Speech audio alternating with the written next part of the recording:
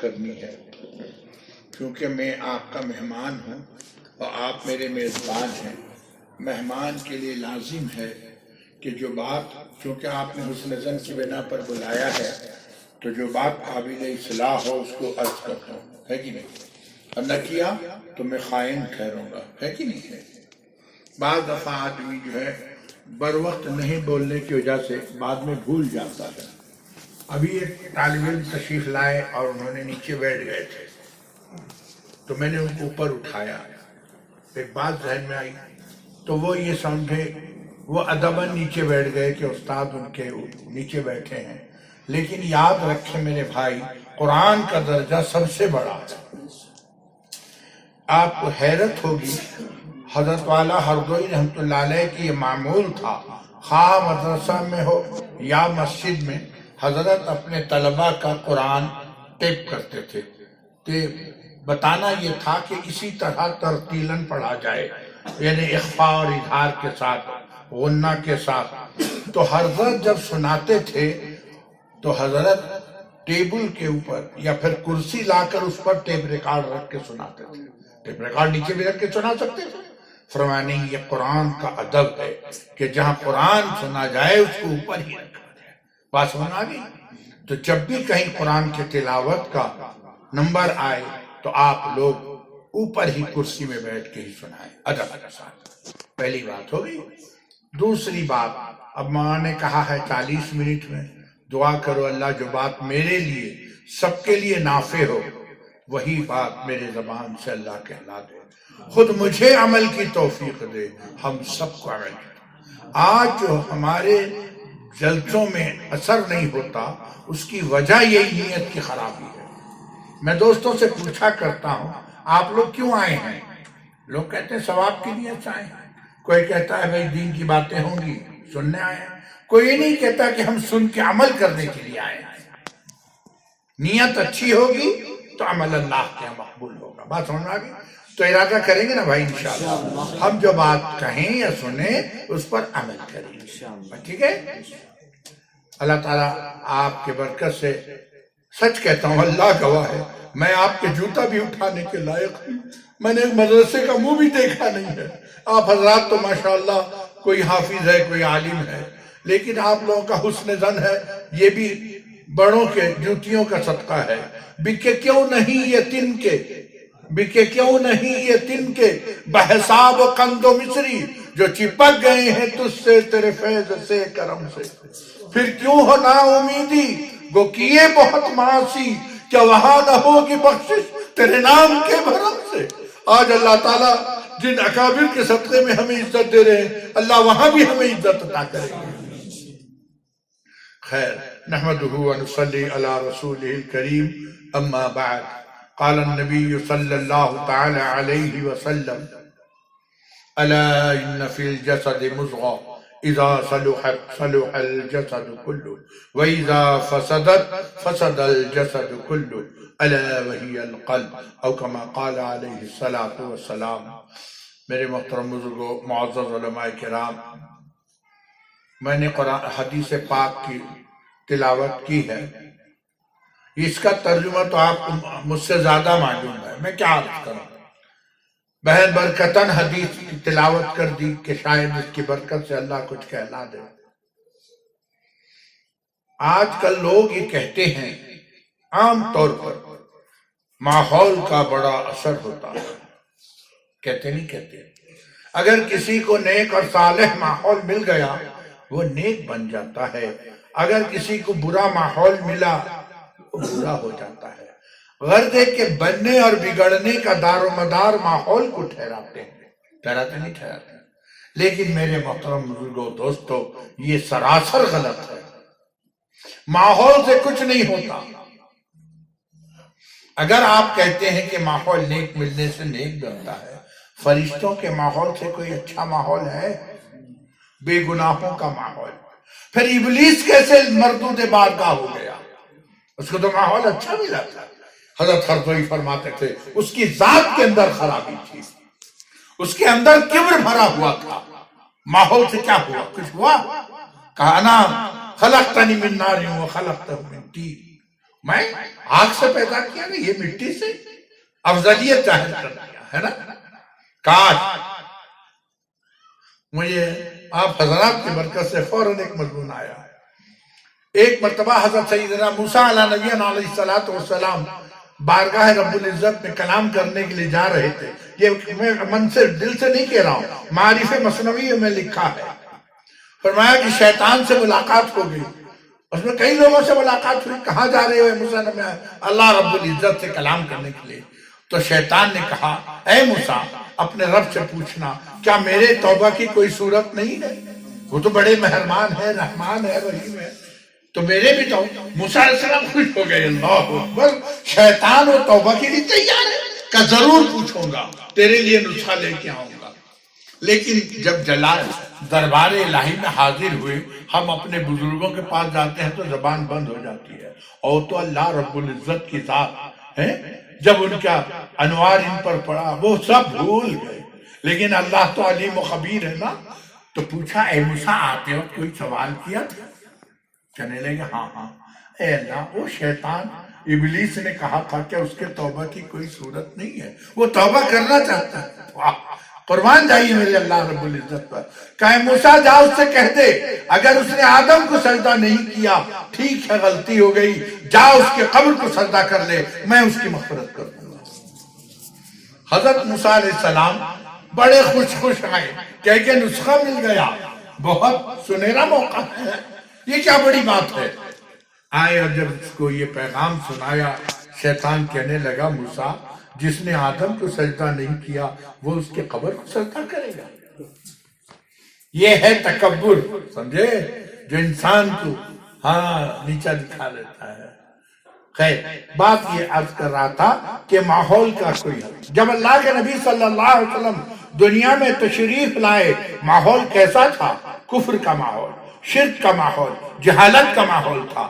آپ نے آواز لگائی یا ایھا الناس قولوا لا الہ الا اللہ تفلحوا. اے لوگو تم لا الہ الا اللہ پڑھ لو، بڑا آسان نسخہ، کامیاب ہو جاؤ گے. کہنے کا جب آواز لگے گی تو مزاج بدلے گا، اور جب مزاج بدلے گا سماج بدلے گی. کیونکہ آواز لگائی تو مزاج بدلا نہیں بدلا. وہ صحابہ جو آپس میں ایک دوسرے کے جان کے دشمن تھے، وہ تسبیح کے دانہ کی طرح اکٹھے ہو گئے، وہ نہیں ہوئے. اور جو خود گمراہ تھے وہ قوم کے رہبر بن گئے. اور کس کے زبان مبارک سے نکلا؟ سید عالم صلی اللہ علیہ وسلم کی زبان سے، اصحابی کا نجوم بیئیہم اقتدیتم اقتدیتم. اے لوگو میرے صحابہ ستاروں کی مثال ہیں. پہلے زمانے میں ستاروں کو دیکھ کے لوگ راستہ طے کرتے تھے، یعنی شمال جنوب وہ سب طے ہوتا تھا. تو فرمایا میرے صحابہ ستاروں کی مثال، جن کی اتباع کرو گے کامیاب ہو.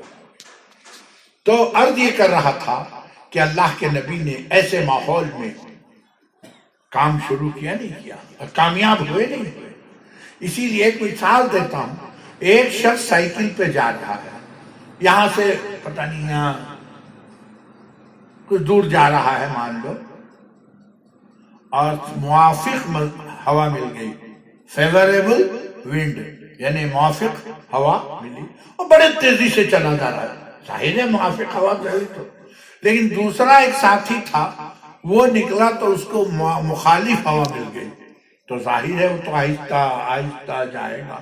پہلے کون پہنچے گا؟ موافق والا. لیکن بعد میں کون پہنچا؟ مخالف ہوا. لیکن لوگ اس کو شاباشی دیں گے کہ ماشاءاللہ باوجود مخالف ہوا کے یہ کامیاب ہو گیا. ہوا کہ نہیں ہوا؟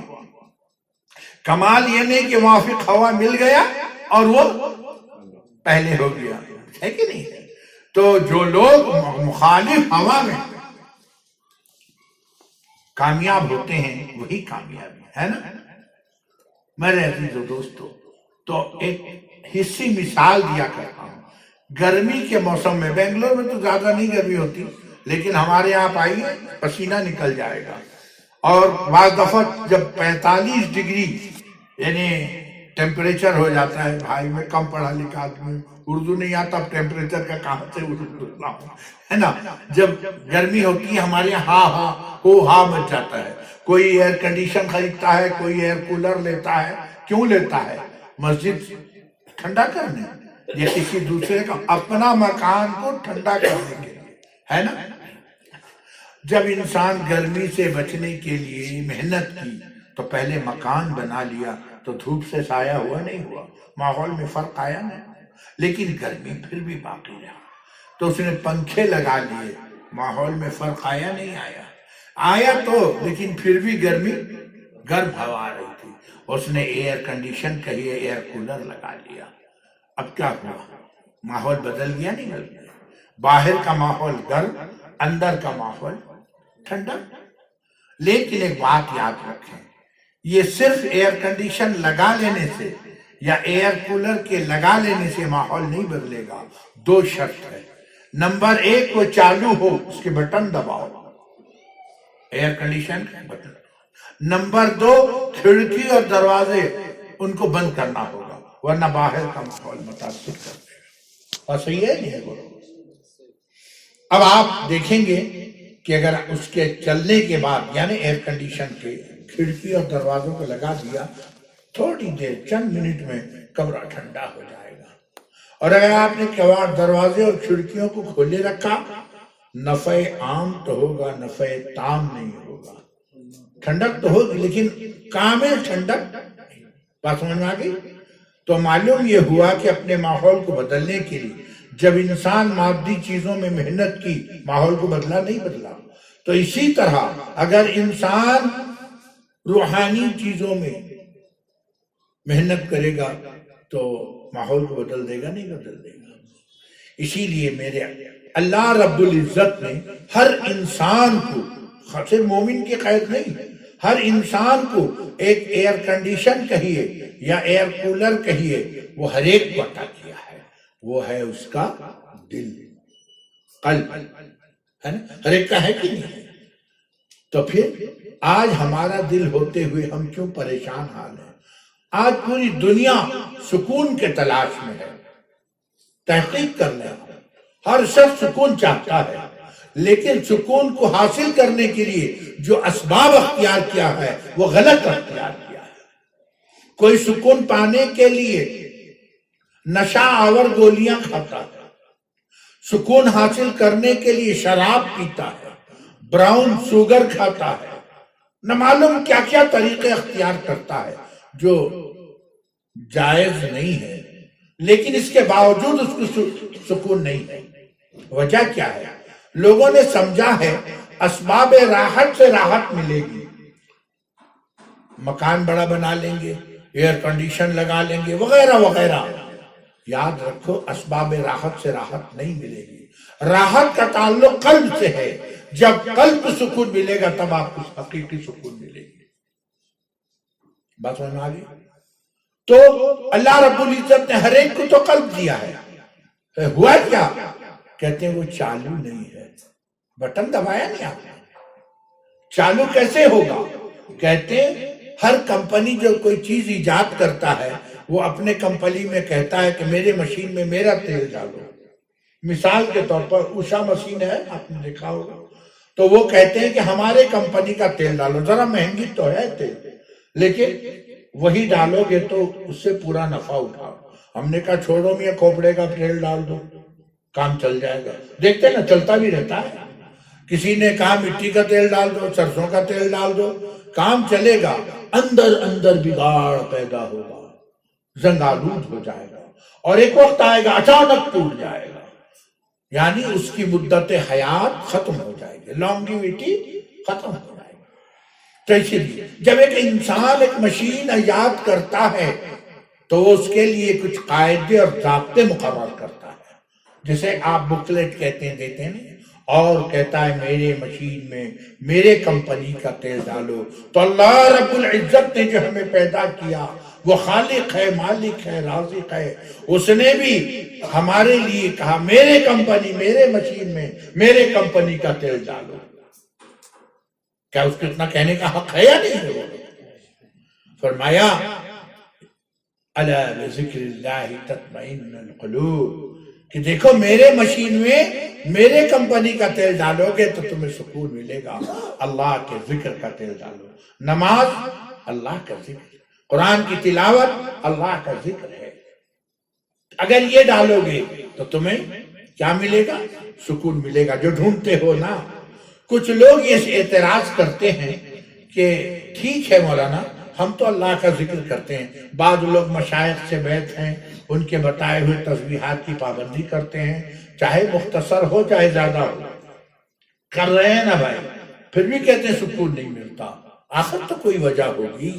وجہ یہ ہے کہ ہم نے چالو کر دیا مشین، ایئر کنڈیشن، لیکن کھڑکی یا دروازوں کو بند نہیں کیا۔ وہ کھڑکی کیا ہے؟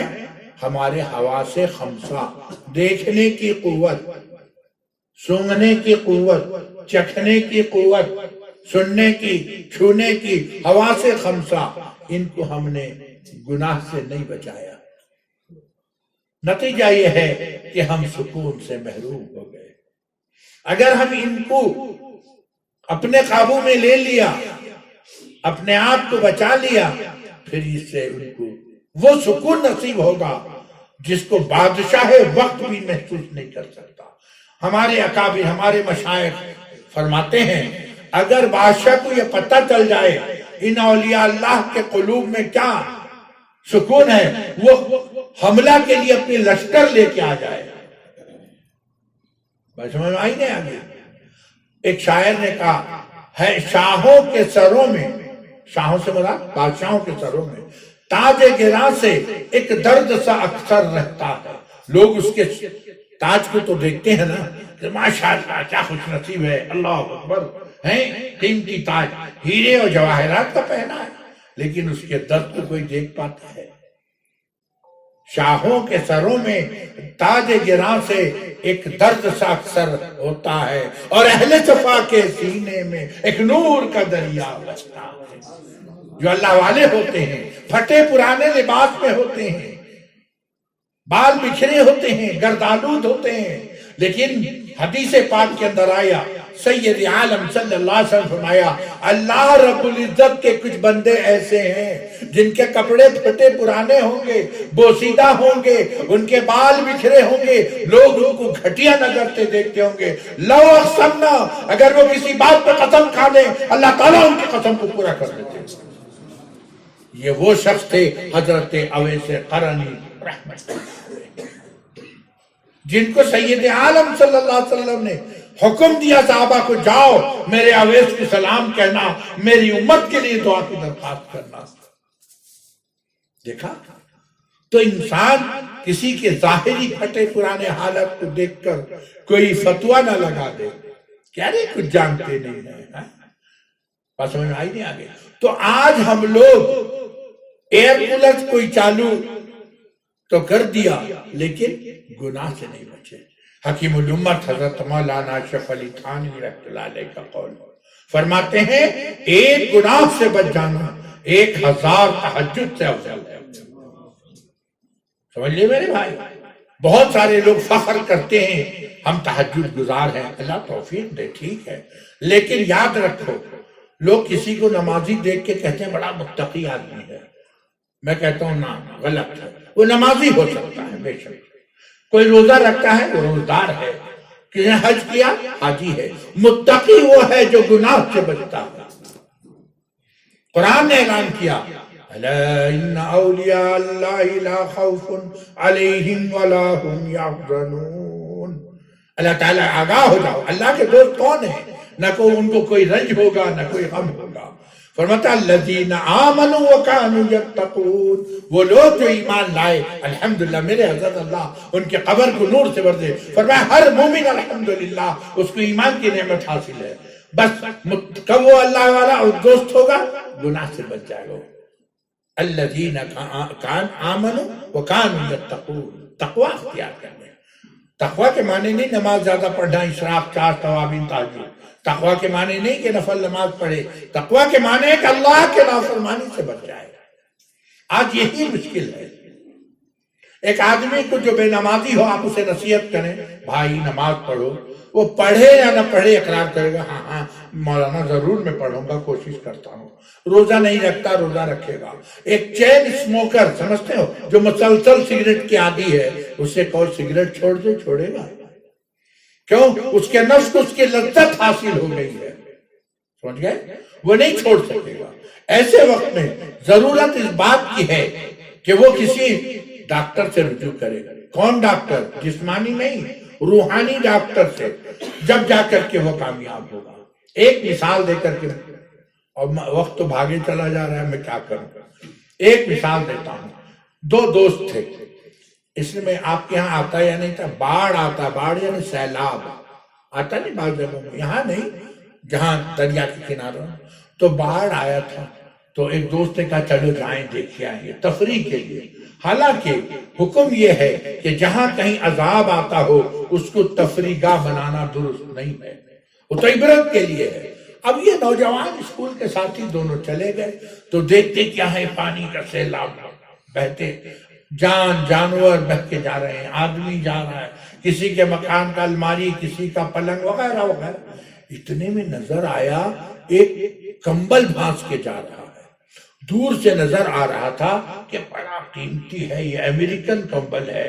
میں نے جو دیکھنے والوں نے دونوں دیکھا۔ ایک دوست نے پوچھا تجھے تیرنا آتا ہے؟ اس کے اور کیا؟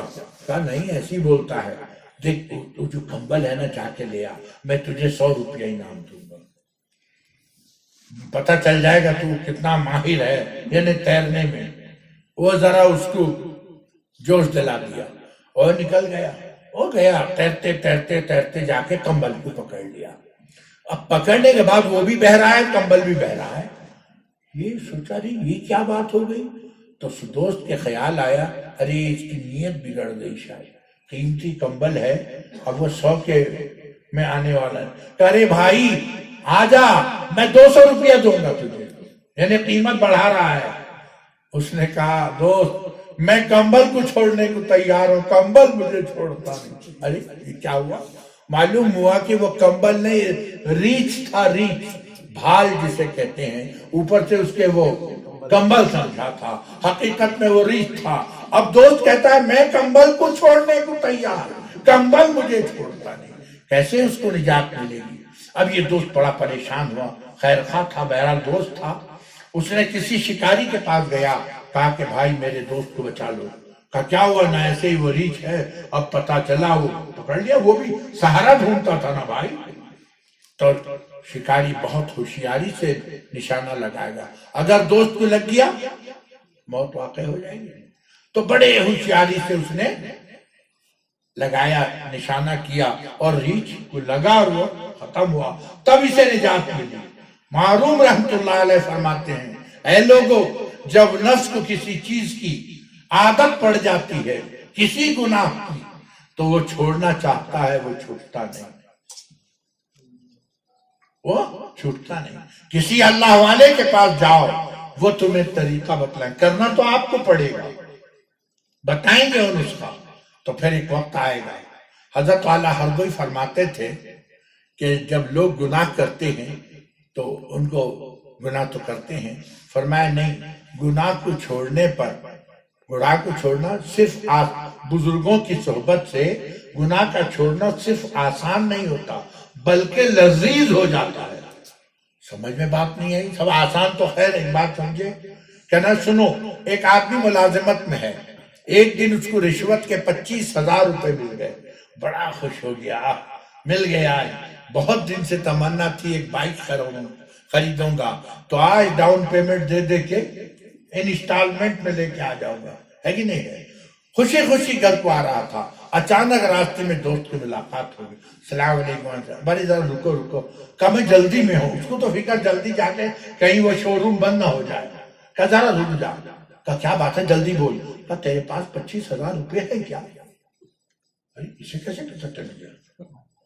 کان کھڑے ہو گیا نہیں ہو گیا؟ کہا تجھے کیسے؟ کہا کہ تجھے پکڑنے کے لیے پولیس نے اس میں رنگ لگایا ہے، دیکھ کہیں تو پھنس نہ جائے، میں اسی لیے کہنے آیا تھا۔ اب تو اس کو، اب وہ 25,000 کا بنڈل اس کے لیے موت ثابت ہو گیا۔ ادھر ادھر دیکھا کہیں پولیس کی گاڑی تو نہیں آ رہی، وہ راستے کے کنارے ہمارے یہاں بھی پیشاب کے لیے بیٹھ جاتے ہیں، نہیں بیٹھ جاتے. تو بہانہ کیا پیشاب کرنے کا اور جلدی سے دیکھا ادھر کوئی نہیں ادھر، جلدی سے وہ گٹر لائن میں اٹھا کے بنڈل پھینک دیا. نہ رہے گا بانس نہ بجے گی بانسری. کہ اس کے بعد کیا اس کو محسوس ہوا؟ کل جان بچی تو لاکھوں پائے، ہے نا. اب یہ کیا ہوا؟ آسان نہیں ہوا گناہ کا چھوڑنا، لذیذ تر ہو گیا. ہو گیا نہیں ہو گیا؟ اسی طرح جب اللہ والوں کے ساتھ تعلق پیدا ہوتا ہے پھر گناہ سے بچنا صرف آسان نہیں بلکہ لذیذ تر ہو جاتا ہے. بات میں نہیں آ گیا. ایک صاحب طائف میں ہیں میرے دوستوں میں ان کو برابر نصیحت کرتا تھا، دیکھو بھائی داڑھی شرعی رکھو، داڑھی رکھو. بہرحال اللہ تعالیٰ، ہم کیا ہماری حقیقت، اللہ تعالیٰ نے پھر ان کو ہدایت دی. بہت دن کے بعد انہوں نے داڑھی شرعی رکھ لیا. اس کے بعد خود مجھ سے کہنے لگے، حضرت واقعی آپ نے مجھے کب سے کہا، میں کوتاہی کیا. مجھے آج میں سوچتا تھا کہ داڑھی رکھنے سے مجھے ذلت اٹھانی پڑے گی، رسوائی، اور آج میں محسوس کر رہا ہوں کہ داڑھی سے بڑی عزت مل رہی ہے. اب میں جہاں جاتا ہوں نا کہیں کھڑے ہونے نہیں دیتے، متوا تعال تعال بلاتے ہیں، اے مولوی ادھر آ بیٹھ جا. کہ یہ اس کی برکت ہے. میں سمجھ میں آئی نہیں آگئی.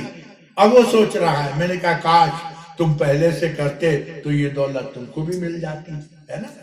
تو جب انسان گناہ سے بچنے کے لیے اللہ والوں کا دامن پکڑتا ہے تاکہ ہماری اصلاح ہو جائے. بات سمجھ میں آگئی نہیں آگئی؟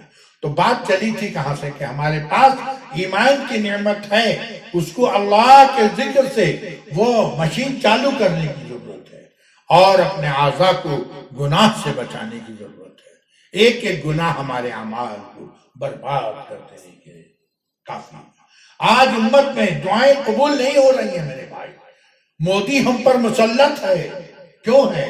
اللہ کے نبی نے دعا مانگی، اللہم لا تسلط علینا بذنوبنا من لا یرحمنا. اے اللہ ہم پر کسی ظالم حاکم کو مسلط نہ فرما ہمارے گناہوں کے سبب سے جو ہم پر رحم نہ کرے. میں کہتا ہوں ہم جیسے گناہ کر رہے ہیں، مودی نہیں تو کیا گودھی سوار ہوگا. جیسی کرنی ویسی بھرنی، نہ مانے تو کر کے دے، جنت بھی ہے دوزخ بھی ہے، نہ مانے تو مر کے دے. آج ہماری زندگی تلخ ہو گئی. آپ ٹھنڈے دل سے برا نہ مانے. آج حجاب کا مسئلہ چلا. کیوں چلا؟ اس لیے ہم نے بے پردہ ہو گئے، ثابت کر دیا کہ اسلام میں حجاب کی ضرورت نہیں. کیا صحیح ہے غلط ہے؟ تب تو غیروں نے انگلی اٹھائی ہے، ورنہ ان کا مجال یہ کہتے. کیوں کسی پنجابی سکھ کو تو نہیں کہتے کہ تم پگڑی مت باندھو؟ سوچو. ہم نے نماز جماعت سے نہیں پڑھی، مسجد ویران کر دیا تو وہ کہ جمعہ تمہارے لیے ہے، کوئی 5 وقت کی نماز فرض نہیں. ہم نے اپنے عمل سے ثابت کیا ہے. قصور اپنا ہے، ہم دوسروں پہ کہہ رہے ہیں. اگر آج ہم نماز پڑھتے 5 وقتہ تو جو رش جمعے کے دن ہوتا ہے 5 وقت ہوتا، تو کیا فارن سے لوگ آتے یہاں پڑھتے نماز؟ معلوم ہوا ہماری کوتاہی نے ان کو موقع دیا ہے. آج اگر ہم بدل جائیں، پلٹ جائیں، حدیث میں آتا ہے اعمالکم، تمہارے اعمال تمہارے حاکم ہیں. کہ یہ حاکم بدلیں گے کہاں جائیں گے؟ مقلب القلوب اللہ تعالیٰ ہے. ورنہ یہی تو انسان تھا، ایک پرچے پر لکھ دیا. سننے سے بھی حیرت ہوتی ہے کہ کیا وہ انسان تھے یا پاگل تھے، اللہ عالم، ہے نا. حضرت عمر رضی اللہ تعالیٰ عنہ کے دور خلافت میں وہ دریائے نیل جو خشک ہو جاتا تھا، ہر سال ایک لڑکی کو، خوبصورت حسین لڑکی کو بنا سنوار کے سجا کے لا کے قتل کرتے تھے اور پانی جاری ہوتا تھا. جو گئے تھے لشکر فتح کرنے کے لیے، وہاں امیر المومنین ان کے پاس بات پہنچا، کہا یہ کیا، کہا یہ آ کر بھجوا دیے. کہا نہ ہماری شریعت اسلام اس کی اجازت نہیں دیتا. نہ پھر نہ ہم امیر المومنین کو خط لکھیں گے. خط لکھا، گھوڑ سوار پہ خط بھیجایا گیا. حضرت عمر رضی اللہ تعالیٰ جو یہ خط پڑھا نا، کوئی لیٹر پیڈ میں نہیں، اسی کے پشت پر لکھ دیا کہ یہ خط لے کے دریائے نیل میں ڈال دو. کہے دریائے نیل اگر تو اللہ کے حکم سے جاری ہوتا ہے تو جاری ہو جا، ورنہ تیرے پانی کی ہمیں ضرورت نہیں. اللہ اکبر کبیرہ. آپ سوچیں گے بھی تب یہ کوئی ممکن تھا؟ لوگ مذاق اڑانے کے لیے کہ کیا خط آیا ہے دریائے نیل کے نام میں، اور امیر جو وہاں کے امیر تھے انہوں نے لیا اور دریا میں ڈال دیا۔ وہ دریا جو سال میں ایک مرتبہ جاری ہوتا تھا، اب جو جاری ہوا اب تک کبھی خشک نہیں ہوا۔ سمجھا؟ ایک وہ زمانہ تھا، ایک مرتبہ مدینہ منورہ میں وہ زلزلہ آ گیا تھا۔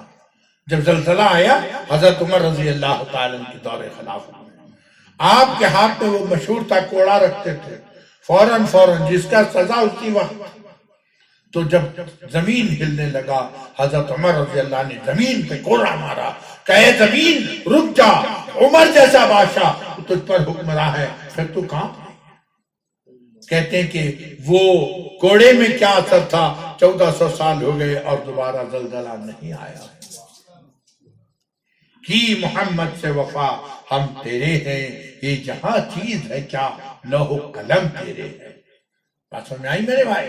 تو میرے محترم بزرگوں دوستو، آج ہمارے اعضاء جو ہیں گناہ سے نہیں بچتے، نہ بچنے کی وجہ سے ہماری دعائیں قبول نہیں ہوتی۔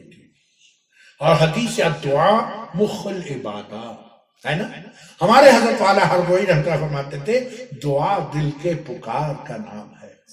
ایک شاعر کہتا ہے، مجھے بڑا پسند آیا، تہہ دل سے جو نہ نکلے، تہہ دل سے جو نہ نکلے وہ دعا نہیں ہے، جو نہ عرش کو ہلا دے وہ صدا نہیں ہے۔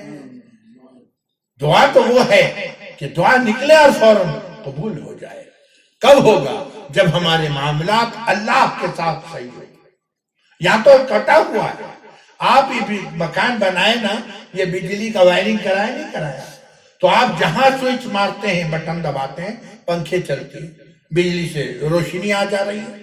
اگر خدا نہ خواستہ کہیں چوہے نے اس کو کاٹ دیا تو کیا ہوگا؟ ایک نہیں 100 بار آپ اسی کو ٹک ٹک کرتے رہیے، نہ روشنی جلے گی نہ پنکھا چلے گا۔ کہیں گے ارے میاں دیکھو کسی ماہر کو بلاؤ، الیکٹریشین کو بلاؤ، اس نے ایک اتنا بڑا ہوتا نا ٹیسٹر، وہ لے کے ہر جگہ دیکھنے لگا، کرے بولی صاحب یا چوہے نے کاٹ دیا، تو کیا ری وائرنگ کراتے ہو؟ کیا کرتے؟ دونوں تار کو جوڑ کے بلیک ٹیپ لگاتے ہیں، پھر لائن چالو ہو جاتا ہے۔ اے اللہ کے بندو، ہم جب گناہ کرتے ہیں اللہ سے تعلق ختم ہو جاتا ہے۔ تو ایک نسخہ بھی میرے آقا قربان جائیے دونوں جہاں کے سردار سید الابرار صلی اللہ علیہ وسلم کا ایسا نسخہ بتایا کہ امت کے لیے آسانی کا۔ دیکھو اگر تمہارا تعلق اللہ سے کٹ جائے تو توبہ کا بلیک ٹیپ لگا دو، پھر لائن چالو ہو گیا۔ التائب من الذنب کمن لا ذنب له، گناہ کرنے کے بعد توبہ کرنے والا ایسا گناہ کیا ہی نہیں ہے کہ نہیں میرے بھائی؟ کر کے دیکھو۔ اسی لیے شاعر نے کہا تنہا نہ چل سکو گے محبت کی راہ میں چل رہا ہوں آپ میرے ساتھ آئیے۔ اسے قرآن نے کہا یا ایھا الذین آمنوا اتقوا اللہ وکونوا مع الصادقین۔ حکیم الامت سے کسی نے سوال کیا کہ حضرت یہ کتنا دن رہے صادقین کی صحبت میں؟ فرمایا کہ اتنا دن ان کے ساتھ رہو ان کے جیسے ہو جاؤ، جھگڑا ختم۔ اللہ والوں ساتھ اتنا دن رہو، آپ چاہو تو 4 دن میں ان کے رنگ میں آ جاؤ، 40 دن میں رنگ آؤ، 40 سال میں بھی اگر ان کے جیسے ہو گئے تب بھی غنیمت ہے۔ کیونکہ یاد رکھیں علماء کرام، میں ایک بات عرض کرتا ہوں، شاید کسی برا لگے، نماز فرض ہے، روزہ فرض ہے، حج و زکوٰۃ فرض ہے نہیں کہ نہیں، اصلاح نفس فرض ہے، یہ مستحب نہیں ہے۔ قرآن نے کہا قد افلح من زکاہا وقد خاب من دساہا۔ آج ہماری یہ غلط فہمی ہے، ہم نے اس کو مستحب کا درجہ دے رکھا ہے، ہوا نہیں ہوا۔ یاد رکھیں اگر آپ نے دنیا میں تزکیہ کرا لیا، یعنی اپنے نفوس کا تزکیہ کرا لیا، تو قبر کے عذاب سے بچ جاؤ گے۔ حدیث میں آیا نا کہ دونوں طرف سے جو دیوار بھیجے گی، کیوں؟ فرمایا تزکیے کے لیے ہوگا۔ اگر یہاں کام بن گیا، مسئلہ حل ہوا تو ہوا، میدان محشر میں لوگ گھٹنے تک، کوئی ٹخنے تک، کوئی کمر تک پسینے میں شرابور ہوں گے، وہ تزکیے کے لیے ہوگا۔ اگر یہاں کام بن گیا تو ٹھیک ہے، ورنہ پل صراط پر جو گرو گے جہنم میں وہ بھی تزکیے کے لیے ہوگا۔ جنت بے عیب ہے، اس میں کوئی عیب ہے؟ تو اللہ رب العزت کسی عیبدار انسان کو، گناہگار کو وہاں بھیجنا ہی پسند نہیں کرتے۔ میرے بندے پاک صاف ہو کر کے جنت، فادخلی فی عبادی وادخلی جنتی، تو وہاں تم جو گرو گے اللہ کا پھر بھی احسان ہے، لکھا ہے مومن کو جو ڈالا جائے گا سب سے اونچے طبقے میں ہوگا، صرف اس کے تزکیے کے لیے۔ گرم پانی سے جب بچوں کو رگڑ رگڑ کے دھلاتے ہیں وہ چیختے رہتے ہیں، ماں دھلاتی ہے، لوگ کوئی رحم کھاتا ہے، ارے وہ بچہ روتا ہے ماں دھلا رہی ہے، یعنی اس کی تزکیہ ہو رہا ہے۔ قرآن کا ان المنافقین فی الدرک الاسفل من النار، منافقین سب سے آخری درجے میں ہوں گے۔ بات میں آئی نہیں آ گئی؟ تو یہ اللہ کی بھی مہربانی ہے کہ ہمیں وہ، تو جو لوگ دنیا میں اپنے تزکیہ کرا لیتے ہیں وہ کامیاب ہے میرے عزیز و دوستو۔ بات میں آئی نہیں آ گئی کہ ہاں تزکیہ فرض ہے۔ جس طرح آپ کے ذہن میں اللہ نہ کرے، ایک بات عرض کر دوں، میں نے حضرت صاحب رولو صاحب کے خلیفہ تھے مولانا بشارت علی صاحب نائب ناظم گزرے، میں نے ایک دن کہا حضرت ایک بات میرے سمجھ میں نہیں آئی۔ کہا کیا؟ بس بے تکلفی تھا۔ میں نے کہا حضرت جب یہ بچے درجہ حفظ میں رہتے ہیں بڑے باادب نظر آتے ہیں، بڑا سب سے ملتے جلتے، برا نہیں مانیے گا، معاف کر دیجیے گا، میں کسی کو طنز نہیں کرتا، میں تو خود نالائق تھا، لیکن حضرت جب یہ پتہ نہیں ہے عربی فارسی پڑھتے ہیں، ذرا اونچے اونچے کلاس کو جاتے ہیں، پتہ نہیں کیا ہو جاتا ہے، ان کے اندر کبر پیدا ہو جاتا ہے، وہ اخلاق ان کے باقی نہیں رہتے جو حفظ میں تھے۔ مسکرائے کہ ہاں ہاں ایسا ہوتا ہے۔ میں نے کہا حضرت وجہ کیا ہے؟ کہا سنو، انہوں نے مجھے جو کہا بھائی، فرمایا علم اللہ کی صفت ہے اور کبر بھی اللہ کی صفت ہے، تو جب علم آئے گا وہ لازم ہے کہ کبر آئے گا، کیونکہ فرمایا الکبریاء ردائی، اللہ تعالیٰ فرماتے ہیں تکبر میری چادر ہے، کوئی چھیننے کی کوشش کیا تھا اوندھے منہ جہنم میں ڈال دو۔ تو جب یہ علم آتا ہے نا تو کبر بھی آتا ہے، تو ان کے اخلاق بگڑنے لگتے ہیں، تو کیا اس کی وجہ سے علم دین چھوڑ دو گے؟ میں نے کہا نہیں۔ ایسے ہی مثال انہوں نے دیا، جب کہیں پانی پیو گے اس میں گردہ آئے گا، تھوڑا ہو زیادہ ہو آئے گا، تو کیا کسی نے پانی پینا چھوڑ دیا؟ ہم چھان لیتے ہیں کوئی کپڑے سے، پھر پی لیتے نہیں پیتے، گردہ الگ، پانی صاف شفاف پی لیا۔ تو علم تو حاصل کر لے، کسی اللہ والے میں کے صحبت میں رہ کے یہ کبر کو ظاہر کر دے، پھر تو یہ علم چمکے گا، تم خود چمکو گے، سارے عالم کو چمکا دو گے۔ بات سمجھ میں آئی؟ تو اسی لیے ہماری حضرت نے ایک عجیب میں یہ کہا، ابھی میں مدینہ منورہ میں تھا، ایک بہت بڑے عالم تشریف لائے، اور میں تو ان کے حالات کو سن کے میں تو خود ہی نالائق ہوں۔ پھر انہوں نے مجھ سے کہا کہ آپ مجھے بیعت فرما لیجیے۔ میں نے کہا اللہ اکبر، آپ کو کئی بزرگوں سے اجازت حاصل ہے، اور میرے حضرت کا یہ اصول نہیں ہے کہ جب تک کوئی رجوع نہ کرے اسے اجازت نہیں دیتے، اپنا اپنا حق یہ ہے۔ بعض لوگ اعزازی طور پر سب اجازت دیتے ہیں، میں نے کہا بھائی ٹھیک ہے، ان کا طریقہ ہے۔ تب وہ عالم کہنے لگے مجھے کچھ نصیحت کر دیجیے۔ میں کہا مولانا میں خود محتاج نصیحت ہوں، آپ کو کیا نصیحت؟ چونکہ آپ نے کہا ہے تو سن لیجئے میرے شیخ کی نصیحت۔ فرمایا طلبہ سن لو، کان کھول کے سن لو، کہ ایک عالم کے لیے جائز ہے کہ وہ اپنے کو عالم سمجھے۔ حضرت نے فرمایا اب عالم ہے تو کہ جاہل سمجھے گا، کیا یہ ممکن ہے؟ فرمایا وہ اپنے کو عالم تو سمجھے، افضل نہ سمجھے۔ سمجھ گئے؟ کیونکہ افضلیت کا دار و مدار عند اللہ مقبولیت پر ہے۔ کوئی نہیں کہہ سکتا کہ ایک عالم، غیر عالم بھی اللہ کا مقبول ہو سکتا، نہیں ہو سکتا۔ حاجی امداد اللہ مہاجر مکی سید الطائفہ رحمت اللہ علیہ عالم تھے، تو پھر حکیم الامت کیسے چلے گئے؟ رشید احمد گنگوئی یہ کیا پاگل تھے؟ لوگوں نے کہا حضرت تھانوی رحمت اللہ علیہ سے، ارے جاؤ جاؤ تم ہی مولوی لوگ جا کے وہ بڑے میاں کا نام چمکا دیے، حاجی صاحب کا۔ حضرت تھانوی رحمت اللہ فرمایا ہاں ہاں ہم مٹھائیوں کے نام سے واقف تھے، لذت سے واقف نہیں تھے، وہ نام نہیں جانتے تھے، سارے مٹھائی کے لذت سے واقف۔ پھر فرمایا ہم وہ عالم نہیں تھے، عالم گر تھے، بات سمجھ میں آ گئی کہ عالم کو بنانے والے. چنانچہ حضرت والا ہردوئی رحمۃ اللہ علیہ، بس وقت ہو گیا اور 2-3 منٹ، فرمایا ایک دن جا رہے تھے مکہ مکرمہ سے مدینہ طیبہ بائی کار. ایک جگہ کار رک گئی پیٹرول پمپ میں. کیا بات ہے، حضرت کو پیٹرول لینا ہے. حضرت کو بدبو سے بڑی نفرت، یہاں تک کہ جب کوئی سگریٹ پیتا ہوتا حضرت وہاں سے ہٹ جاتے. ان کو بہت ہر ایک کا اپنا نفاست پسند تھے. وہ ٹہلنے لگے حضرت دور میں کہ بھئی یہ لے لیں، پھر کیونکہ بدبو تو ظاہر ہے اس وقت ہوتا ہی ہے. اتنے میں ایک ٹینکر آ گیا. ٹینکر سمجھتے ہو، وہ جو پیٹرول لدا ہوتا ہے، آ کے کھڑا ہو گیا. حضرت دیکھ لیے، کہیں گے بھائی یہ کیوں آیا؟ کہا یہ ٹینکر ہے. کہا یہ کیوں آیا؟ کہا حضرت وہ بھی پیٹرول تو اس کے اوپر لدا ہوا ہے کئی 1000 لیٹر. سب خاموش. حضرت نے کہا گرچہ 1000 لیٹر پیٹرول اس کے اوپر لدا ہوا ہے، پھر بھی انجن میں پیٹرول نہیں ہے، اسی وجہ سے وہ محتاج ہے پیٹرول پمپ کے چند لیٹر پیٹرول کا.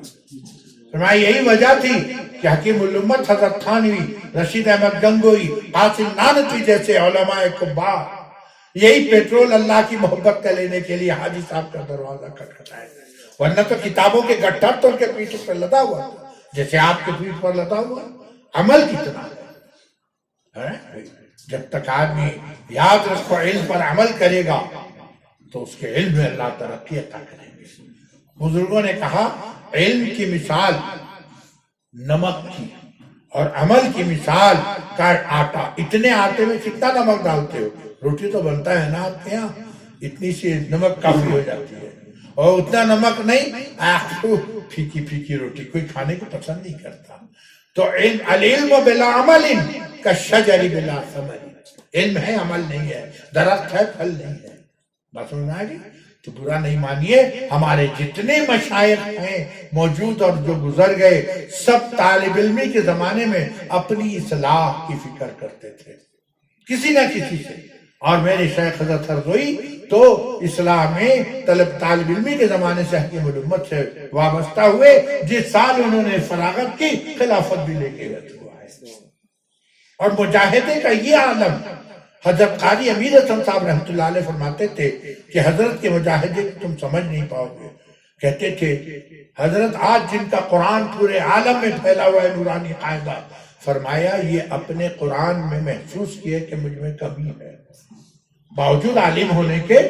تو ایک بزرگ تھے عبد المالک عبد الخالق، 2 بھائی تھے، یہ مشہور قرآ تھے، سہارنپور میں رہتے تھے. تو حضرت ان کے خدمت میں گئے کہ حضرت میں اپنا قرآن آپ سے صحیح کرنا چاہتا ہوں، ادھر پڑھ رہے ہیں سہارنپور میں. تو انہوں نے کہا کہ بیٹے میرے پاس وقت نہیں ہے. تو بہت یہ پریشان ہوئے کہ یہاں ایک وقت تو میرا ہے، تم اگر تہجد کے وقت میں آ سکو گے؟ کہا حضور میں تیار ہوں.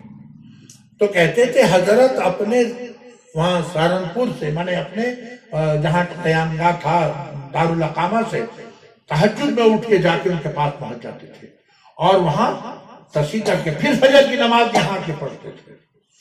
18 پارہ انہوں نے ان کے پاس پورا مکمل کیا.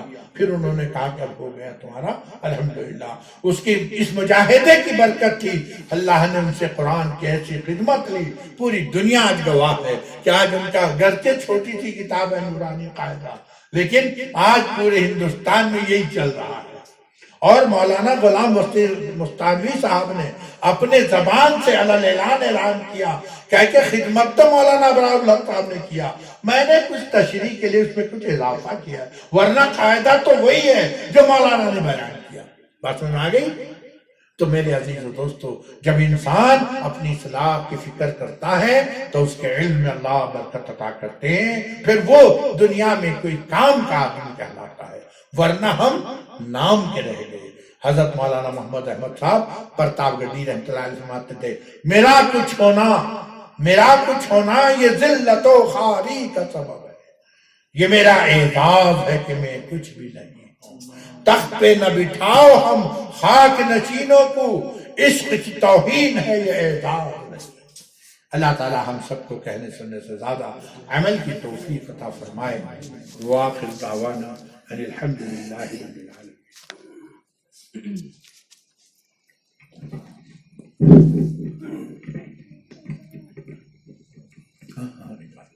جزاکم اللہ خیر الجزا. اللہ تعالیٰ حضرت کو جزائے خیر عطا فرمائے. بہت ہی اصلاحی باتیں حضرت نے ہمارے سامنے رکھی. ہم سب کو سننے سے زیادہ عمل کی توفیق عطا فرمائے. اور انشاءاللہ دعا ہوگی. اس کے بعد مصافحہ کرنے والے حضرات اطمینان سے لائن سے آ کر حضرت سے مصافحہ فرما لیں. اور ایک بات یہ ہے کہ انشاءاللہ مارچ کی 5 تاریخ کو حضرت کی مجلس انشاءاللہ اسی مدرسے میں اسی جگہ میں ہوگی. اس وقت جو حضرات تشریف لانا چاہتے ہیں بلکہ میں گزارش کروں گا کہ تشریف لائیں. حضرت نے ابھی وقت دیا. دعا فرمائے اللہ تعالیٰ حضرت کو خیر و عافیت کے ساتھ حضرت کا سایہ ہمارے سروں پر تا دیر قائم و دائم رکھے اور ہمیں عمل کی توفیق عطا فرمائے. دعا فرمائے. الحمدللہ رب العالمین الرحمن الرحیم مالک یوم الدین والصلاة والسلام علی سید الانبیاء والمرسلین محمد وعلی آلہ واصحابہ اجمعین. لا الہ الا اللہ الحلیم الکریم سبحان اللہ رب العرش العظیم والحمدللہ رب العالمین. نسألك موجبات رحمتك وعزائم مغفرتك والغنیمة من كل بر والسلامة من كل اسم. اللهم لا تدع لنا ذنبا إلا غفرته ولا هما إلا فرجته ولا دينا إلا قضيته ولا مريضا إلا شفيته ولا حاجة من حوائج الدنيا والآخرة إلا قضيتها يا أرحم الراحمين. اللهم إنا نسألك من خير ما سألك منه نبيك محمد صلى الله عليه وسلم ونعوذ بك من شر ما استعاذ منه نبيك محمد صلى الله عليه وسلم وأنت المستعان وعليك البلاغ ولا حول ولا قوة إلا بالله. اللهم إنك عفو کریم تحب العفو فاعف عنا. اے اللہ اسٹوریج دینی مذاکرے کو قبول فرما. کہنے والے کو بھی سننے والوں کو عمل کی توفیق عطا فرما. اے اللہ نفس و شیطان کی غلامی سے نکال کر آپ اپنی غلامی نصیب فرما دیجیے. حب مال حب جاہ ریاکاری سے بچا لے. نام و نمود سے بچا لے. شہرت سے بچا لے. اخلاص کے ساتھ دینی خدمات کی توفیق عطا فرما. اے اللہ میں خود اصلاح کا محتاج. میں دوسرے کی اصلاح نہیں کر پاؤں گا. مولا آپ ہم سب کی اصلاح فرما دیجئے. ہمارا تزکیہ فرما دیجئے. تکمیل اصلاح کی توفیق عطا کر دیجئے. اے اللہ ہمارے بد اخلاقیوں کی وجہ سے اگر آپ نے جہنمی ہونا فیصلہ کر دیا اپنے فیصلے کو بدل دیجئے. آپ حاکم ہیں. فیصلہ آپ پر حاکم نہیں. آپ اپنے فیصلے کو بدل دیجئے. ہم سب کو حسن عمل حسن خاتمہ نصیب فرما. مغفرت بے حساب جنت میں صالحین کی معیت نصیب فرما. اے اللہ میں خود اصلاح کا محتاج ہوں. اے اللہ یہ حضرات علماء کرام ہیں ان کا جوتا بھی اٹھانے کے لائق نہیں. اس نے زن سے بٹھا دیا تھا. جو کچھ کہا آپ کی توفیق سے اے اللہ اسے اے اللہ قبول فرما لے. اے اللہ محض آپ کی رضا کے لیے دین کی نسبت سے آنے جانے کی توفیق عطا فرما. اے اللہ ہم سے راضی ہو جا. ہم پر رحم کا کرم کا فضل کا معاملہ فرما. عفو اور عافیت کا معاملہ فرما. اے اللہ جتنی دعائیں کی محض اپنے فضل و کرم سے اپنے حبیب صلی اللہ علیہ وسلم کے صدقے طفیل میں قبول فرما. ربنا تقبل منا انك انت السميع العليم وتب علينا انك انت التواب الرحيم وصلى الله على النبي الكريم برحمتك يا